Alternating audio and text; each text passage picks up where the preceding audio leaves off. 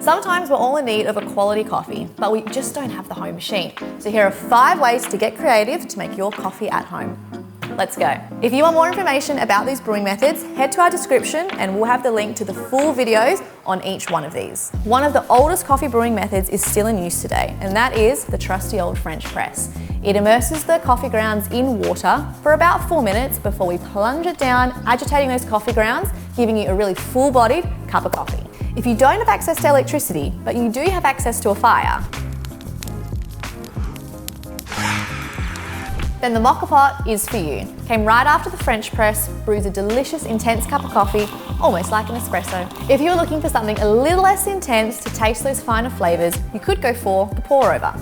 A tried and true method since the 1900s, brings out those subtle flavours, perfect for a light and bright coffee for your morning. Want something versatile? Meet the Delterpress. First came onto the coffee scene in 2018 and is actually derived from the AeroPress. It brews by using air pressure to force hot water through your coffee grounds. It's versatile, compact, easy to use, and creates a really good cup of coffee. Now, if all of that seems like too much work or you simply just don't have the time, try drip bags, the new instantaneous coffee. It's quick, easy, and all you need is hot water. Be sure to check out the full tutorials for each method and a link to buy any of the gear in the description below. Subscribe to see more.